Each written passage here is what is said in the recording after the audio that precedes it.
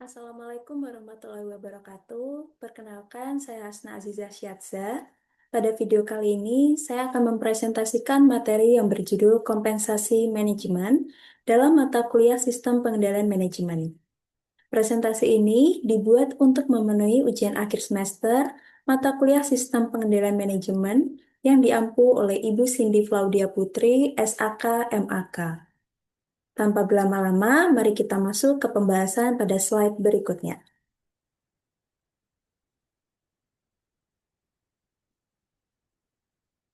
Baik, kita mulai dari latar belakang. Kompensasi manajemen memiliki peran strategis dalam organisasi, bukan hanya sebagai bentuk balas jasa atas kinerja, tetapi juga sebagai alat motivasi dan pengendalian kinerja manajer. Melalui sistem kompensasi, organisasi dapat memberikan penghargaan atas kinerja, mengendalikan dan mendorong motivasi kerja, dan menyelaraskan tujuan individu dengan tujuan organisasi. Dengan sistem insentif yang dirancang efektif, perusahaan dapat meningkatkan produktivitas secara berkelanjutan.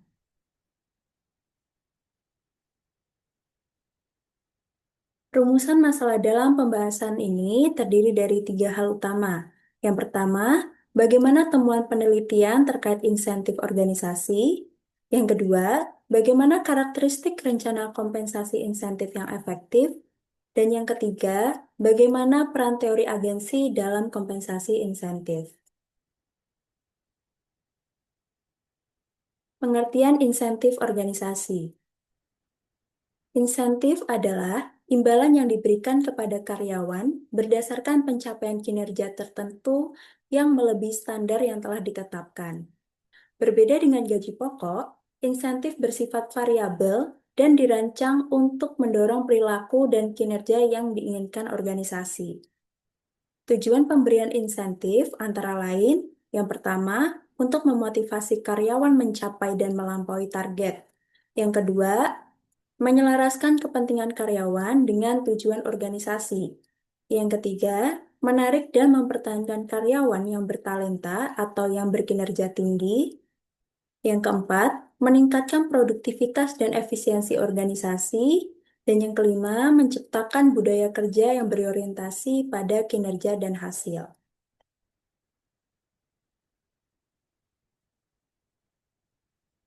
Efektivitas sistem insentif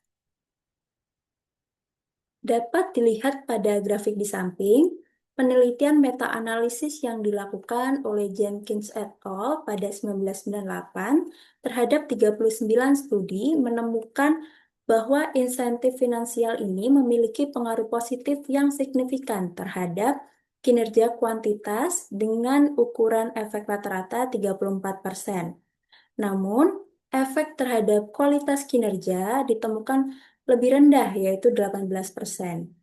Temuan ini mengindikasikan bahwa sistem insentif itu harus dirancang dengan hati-hati untuk memastikan bahwa fokus pada peningkatan kuantitas ini tidak mengorbankan kualitas output.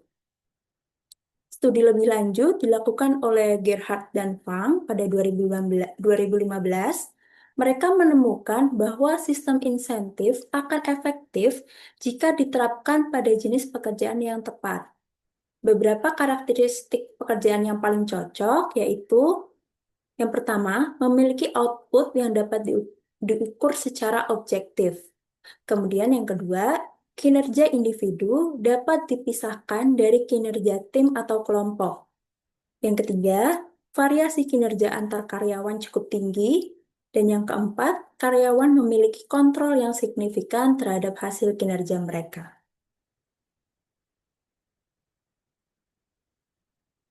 Insentif individual dan tim atau kelompok. Menurut De Matteo et al., insentif dapat diberikan dengan berbasis individu maupun tim. Insentif berbasis individual ini memiliki keunggulan untuk meningkatkan produktivitas personal, tapi berisiko menimbulkan kompetisi tidak sehat antar karyawan dan kurang efektif untuk pekerjaan yang memerlukan kolaborasi tinggi, Sedangkan insentif tim ini mendorong kolaborasi dan kerjasama antar anggota tim. Namun memiliki tantangan seperti adanya free rider atau anggota tim yang kurang berkontribusi, tetapi ia tetap mendapatkan reward. Nah, insentif tim ini lebih sesuai untuk organisasi dengan budaya kolektif. Peran keadilan dalam sistem insentif. Penelitian tentang keadilan organisasi oleh Greenberg pada 1990 menunjukkan bahwa persepsi keadilan dalam sistem insentif sangat mempengaruhi efektivitasnya. Terdapat tiga dimensi keadilan yang relevan. Yang pertama, keadilan distributif, berkaitan dengan persepsi keadilan terhadap jumlah insentif yang diterima relatif terhadap kontribusi yang diberikan. Nah, karyawan membandingkan rasio input-output mereka dengan karyawan lainnya. Ketidakadilan distributif ini dapat menurunkan motivasi dan kepuasan kerja secara signifikan. Yang kedua, keadilan prosedural. Ini menyangkut persepsi keadilan terhadap proses atau prosedur yang digunakan untuk menentukan besaran insentif. Transparansi kriteria penilaian, konsistensi penerapan, dan kesempatan untuk memberikan input adalah faktor-faktor penting dalam keadilan prosedural ini. Dan yang ketiga, keadilan interaksional. Ini berkaitan dengan kualitas perlakuan interpersonal yang diterima karyawan dalam proses penentuan insentif. Komunikasi yang hormat, penjelasan yang memadai, dan empati dari atasan ini sangat mempengaruhi penerimaan karyawan terhadap keputusan insentif.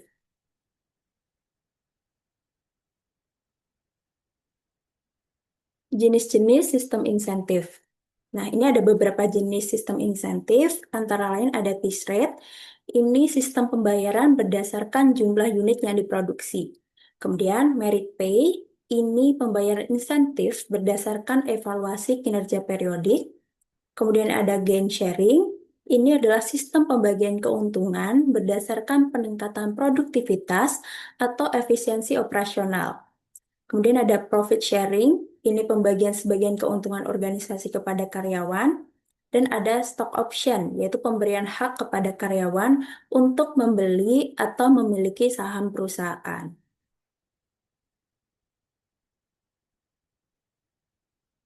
Faktor keberhasilan implementasi.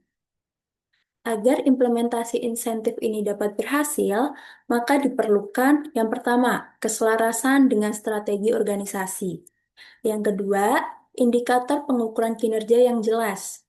Yang ketiga, transparansi komunikasi supaya karyawan itu mampu memahami dengan jelas bagaimana sistem insentif itu bekerja, apa yang diharapkan dari mereka, dan bagaimana kinerja mereka akan dinilai. Kemudian yang keempat, itu adanya perbedaan reward yang signifikan.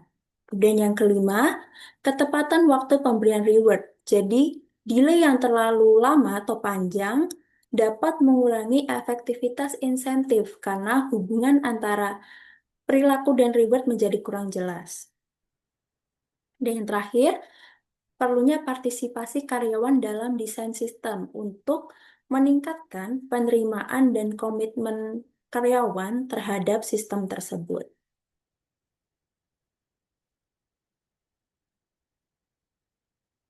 Selanjutnya adalah tantangan dan masalah potensial.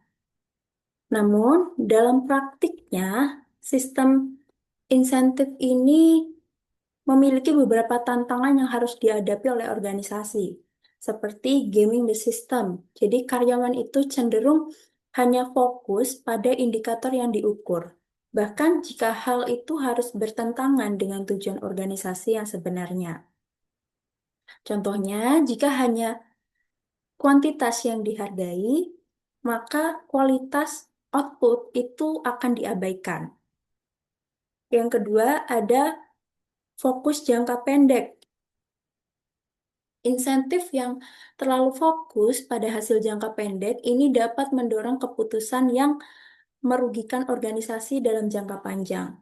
Kemudian ada crowding out motivasi intrinsik, di mana reward eksternal yang terlalu dominan itu dapat mengurangi motivasi intrinsik, terutama untuk pekerjaan yang inherently interesting atau meaningful. Jadi karyawan dapat kehilangan passion dan mulai bekerja semata-mata hanya untuk mendapatkan reward. Kemudian ada kompetisi destruktif. Ini adalah sistem insentif individual yang kompetitif itu dapat merusak kolaborasi dan knowledge sharing.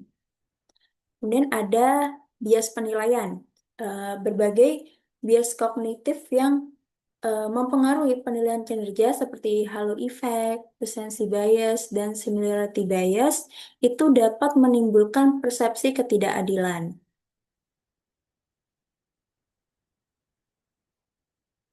Karakteristik rencana kompensasi insentif.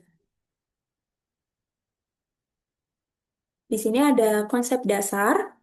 Nah, kompensasi adalah segala sesuatu yang diberikan oleh perusahaan kepada karyawan sebagai balas jasa atau imbalan atas kinerja yang dihasilkan oleh karyawan untuk kepentingan perusahaan.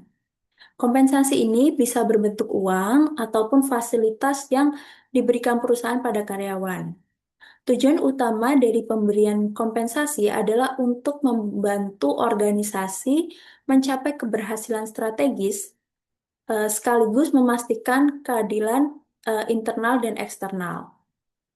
Adapun tujuan kompensasi menurut Werder dan Davis adalah yang pertama, memperoleh personal yang berkualitas, kemudian mempertahankan karyawan yang ada, memastikan adanya keadilan, menghargai perilaku yang diinginkan, mengawasi biaya, mematuhi peraturan, memfasilitasi saling pengertian, dan efisiensi administrasi selanjutnya. Menurut Dessler, kompensasi pada umumnya bisa dibedakan menjadi dua jenis. Yang pertama, kompensasi langsung. Jadi, kompensasi yang diberikan sebagai imbalan atas pekerjaan yang dilakukan untuk perusahaan. Contohnya, itu adalah gaji, insentif, bonus, tunjangan jabatan, dan lain sebagainya. Kemudian untuk kompensasi tidak langsung, itu pemberian kompensasi itu tidak berkaitan langsung dengan pekerjaan yang dilakukan. Contohnya, fasilitas dan pelayanan yang diberikan perusahaan. Kemudian, menurut Hajah Ike Kustia, kompensasi ini dikelompokkan menjadi yang pertama, ada kompensasi finansial yang terbagi menjadi dua macam, yaitu kompensasi finansial langsung seperti gaji atau upah, bonus, dan komisi, dan kompensasi finansial tidak langsung seperti tunjangan, asuransi, bantuan sosial karyawan, dan sebagainya. Dan yang kedua ada kompensasi non-finansial.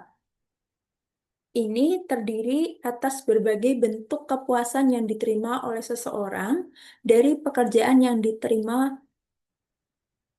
Sorry, kompensasi non-finansial adalah berbagai bentuk kepuasan yang diterima oleh seseorang dari pekerjaan itu sendiri, atau berupa psikologis atau lingkungan fisik seseorang itu bekerja, seperti tugas yang menarik, peluang untuk mengembangkan diri, kemudian adanya rekan-rekan yang menyenangkan, atasan yang kompeten, dan kondisi kerja yang nyaman.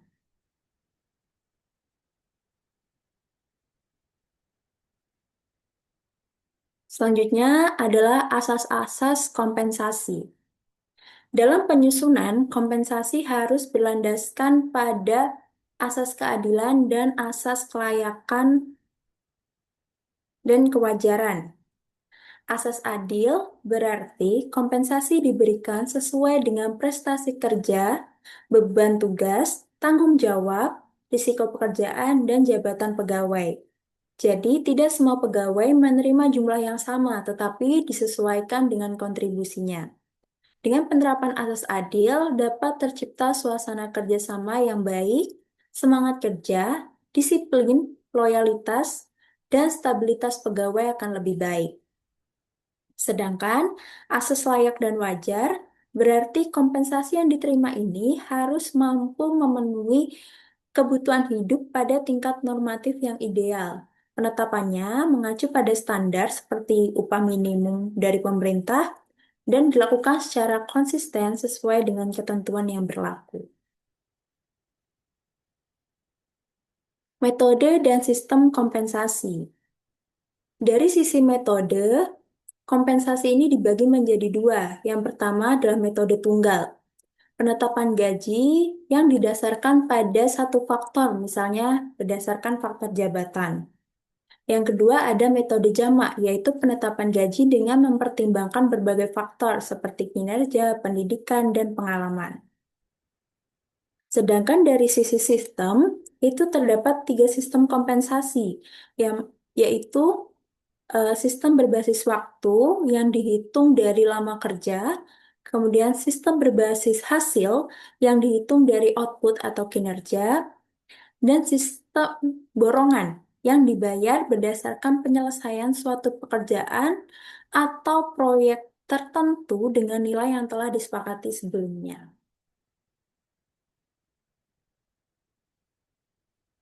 Faktor-faktor yang mempengaruhi besarnya kompensasi. Yang pertama, penawaran dan permintaan tenaga kerja. Jika pencari kerja lebih banyak daripada lowongan, kompensasi cenderung lebih kecil. Kemudian, kemampuan dan kesediaan perusahaan. Semakin mampu dan bersedia perusahaan untuk membayar, maka semakin besar pula kompensasi yang diberikan. Kemudian, serikat buruh atau organisasi karyawan. Serikat buruh atau organisasi karyawan ini berperan dalam memperjuangkan dan menegosiasikan besaran kompensasi. Kemudian ada produktivitas kerja karyawan. Nah, produktivitas yang tinggi ini tentu mendorong kompensasi yang lebih besar. Pemerintah dengan undang-undang dan kepresnya. Jadi, seperti upah minimum itu ditetapkan melalui UU dan atau undang-undang dan kepres sebagai batas dasar kompensasi. Kemudian ada biaya hidup.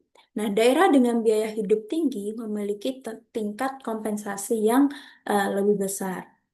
Ada posisi jabatan, jadi jabatan yang lebih tinggi tentu akan menerima kompensasi yang lebih besar.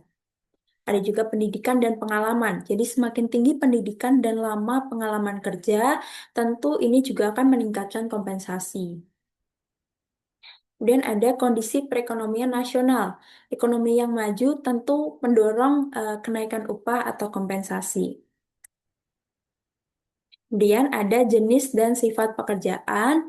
Jadi pekerjaan yang sulit dan berisiko tinggi ini tentu akan diberikan kompensasi yang lebih besar.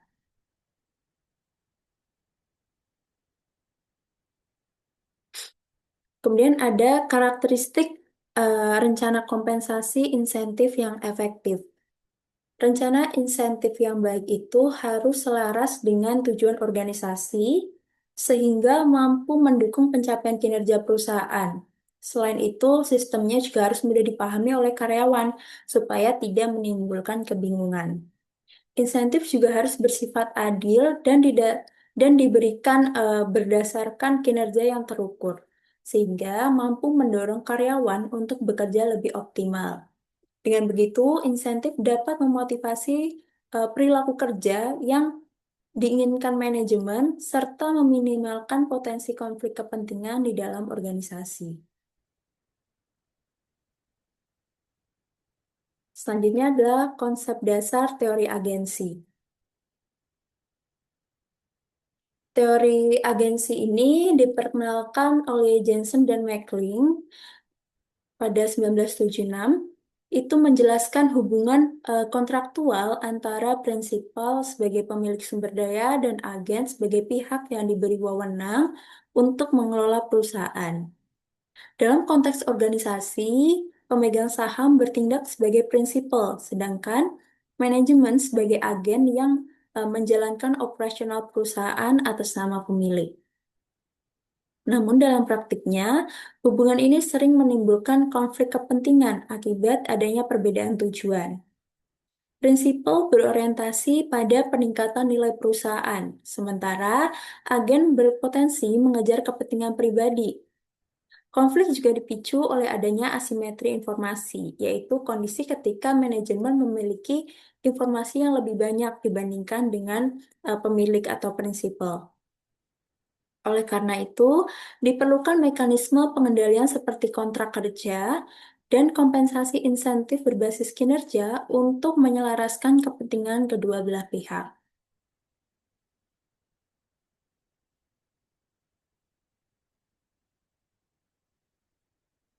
Selanjutnya, teori agensi dalam desain kompensasi insentif. Dalam perspektif teori agensi, struktur kompensasi insentif menjadi alat penting untuk menyelaraskan kepentingan antara prinsipal dan agen. Pendelegasian wewenang dari pemegang saham kepada manajemen berpotensi menimbulkan konflik kepentingan dan asimetri informasi, sehingga diperlukan kompensasi berbasis kinerja agar manajemen termotivasi bekerja sesuai tujuan dari pemilik. Kompensasi tidak hanya berupa gaji, tetapi juga mencakup bonus, insentif saham, dan penghargaan lain berdasarkan pencapaian target. Keterkaitan antara kinerja dan imbalan diharapkan mampu meningkatkan produktivitas manajemen sekaligus memaksimalkan nilai perusahaan sehingga berfungsi sebagai bagian dari mekanisme pengendalian untuk meminimalkan konflik kepentingan.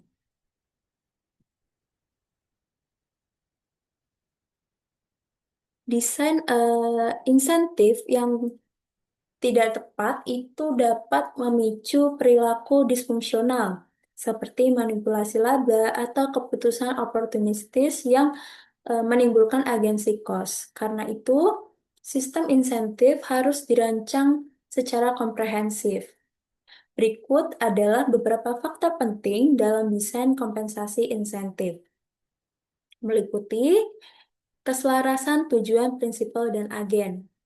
Insentif itu harus mengarahkan manajemen agar bekerja sesuai dengan tujuan pemilik, yaitu meningkatkan nilai perusahaan. Kemudian, indikator kinerja finansial dan non-finansial. Jadi, penilaian tidak hanya dari laba, tetapi juga dari kualitas layanan, produktivitas, atau kepuasan pelanggan agar lebih objektif. Kemudian keseimbangan jangka pendek dan panjang. Jadi insentif itu perlu mendorong hasil yang cepat atau jangka pendek tanpa mengabaikan keberlanjutan kinerja jangka panjang. Dan tingkat risiko dari target kinerja. Jadi target yang terlalu berisiko harus diimbangi dengan kompensasi yang sepadan agar tetap adil dan realistis. Kemudian keadilan dan kelayakan kompensasi. Ini insentif itu harus proporsional dengan beban kerja, tanggung jawab, dan kinerja serta harus kompetitif dengan perusahaan lain agar mampu menjaga motivasi dan mencegah konflik organisasi. Dengan mempertimbangkan faktor-faktor tersebut, perusahaan dapat meningkatkan akuntabilitas, mendorong kinerja optimal, dan menjaga keselarasan dengan tujuan strategis perusahaan. Selanjutnya adalah studi kasus. Di sini saya mengambil PT Unilever Indonesia Tbk. Perusahaan ini merupakan perusahaan fast moving consumer goods yang terkemuka di Indonesia dan bergerak di bidang produk rumah tangga, perawatan diri, makanan, dan minuman. Perusahaan ini telah beroperasi selama puluhan tahun dengan jaringan distribusi yang luas, didukung dengan brand ternama dan ribuan karyawan di seluruh Indonesia. Dalam laporan tahunan 2024-nya, perusahaan terus memperkuat bisnis melalui pengembangan portofolio produk, efisiensi operasional, transformasi digital, pengembangan SDM, dan perluasan pasar guna mendorong pertumbuhan jangka panjang.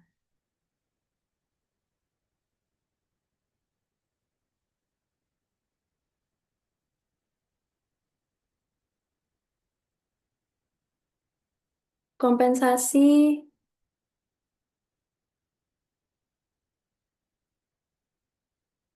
Dari PT Unilever ini, yang pertama adalah dilihat dari kebijakan eh, remunerasi sebagai bentuk kompensasi insentif. Pada slide ini dijelaskan kebijakan remunerasi bagi direksi dan dewan komisaris. Penetapan kompensasi direksi dan dewan komisaris Unilever itu didasarkan pada tanggung jawab jabatan, kompetensi, pengalaman, dan kinerja perusahaan. Penetapan dilakukan oleh Komite Nominasi dan Remunerasi dengan mempertimbangkan benchmark industri dan target jangka panjang serta pendek. Struktur kompensasi direksi ini meliputi gaji, tunjangan, bonus, dan imbalan pasca kerja. Sementara untuk Dewan Komisaris hanya menerima gaji pokok tanpa bonus atau opsi saham. Perbedaan ini menunjukkan penyesuaian kompensasi sesuai dengan fungsi pengelolaan dan pengawasan dalam tata kelola perusahaan. Selanjutnya dilihat dari kompensasi sebagai sarana motivasi manajemen. Penilaian kinerja itu diukur melalui indikator finansial seperti penjualan, laba, dan profitabilitas. Pada tahun 2024, Unilever mencatat penjualan sebesar 35,1 triliun dengan laba 3,3 triliun yang menjadi dasar pemberian bonus dan insentif. Keterkaitan langsung antara kinerja dan imbalan mendorong manajemen meningkatkan produktivitas, efisiensi, dan pencapaian target. Selain itu, sistem insentif juga meningkatkan loyalitas dan komitmen karyawan dalam mendukung kinerja perusahaan secara berkelanjutan.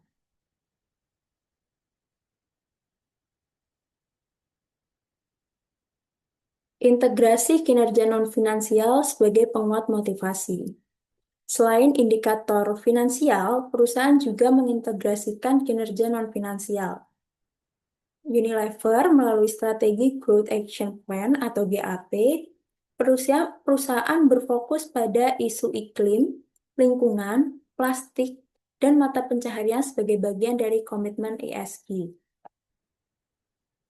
Hal ini menunjukkan bahwa perusahaan tidak hanya berorientasi pada laba, tetapi juga nilai jangka panjang dan tanggung jawab sosial. Penerapan strategi ini tercermin melalui berbagai program seperti pengurangan limbah plastik, penurunan emisi, dan pemberdayaan masyarakat dalam rantai nilai perusahaan. Kemudian adalah sistem penilaian kinerja sebagai dasar pemberian insentif. Penilaian dilakukan secara terstruktur, mulai dari self-assessment, proses always on, hingga evaluasi tahunan. Jadi hasilnya ini menjadi dasar Unilever dalam memberikan penghargaan, promosi, dan pengembangan karir. Penilaian juga dilakukan pada direksi oleh Dewan Komisaris dan RUPS dengan indikator seperti kinerja bisnis, kepatuhan, dan GCG. Dengan sistem ini, kompensasi insentif itu dikaitkan langsung dengan kontribusi strategis manajemen, sehingga mampu mendorong akuntabilitas dan pencapaian tujuan perusahaan secara berkelanjutan.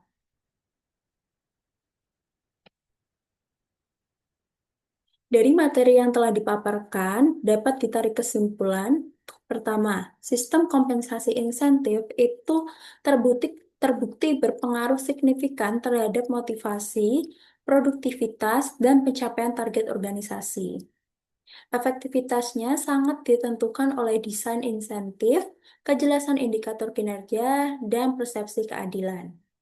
Yang kedua, karakteristik insentif yang efektif meliputi keselarasan dengan tujuan organisasi, transparansi sistem, keadilan internal dan eksternal, dan indikator kinerja yang terukur, baik finansial maupun non-finansial. Ketiga, dalam perspektif teori agensi, kompensasi insentif berperan sebagai mekanisme untuk menyelaraskan kepentingan prinsipal dan agen, mengurangi konflik kepentingan, dan meningkatkan akuntabilitas manajemen.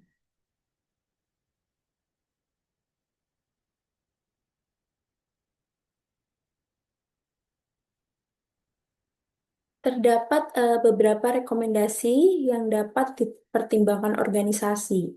Yang pertama, perusahaan perlu merancang sistem insentif yang selaras dengan strategi bisnis dan tujuan jangka panjang.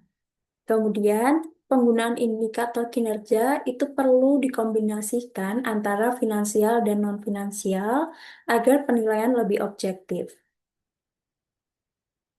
Ketiga, transparansi dan komunikasi terkait mekanisme insentif perlu ditingkatkan agar karyawan memahami hubungan antara kinerja dan reward. Kemudian, sistem insentif itu harus mampu menyeimbangkan antara reward dan risiko untuk meminimalkan konflik kepentingan. Terakhir, penelitian selanjutnya disarankan mengkaji implementasi sistem insentif di berbagai sektor agar diperoleh gambaran yang lebih komprehensif.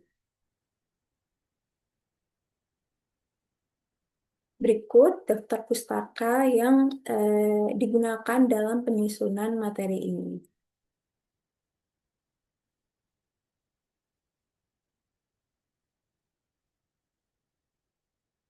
Sekian yang dapat saya sampaikan. Apabila terdapat salah kata, saya mohon maaf.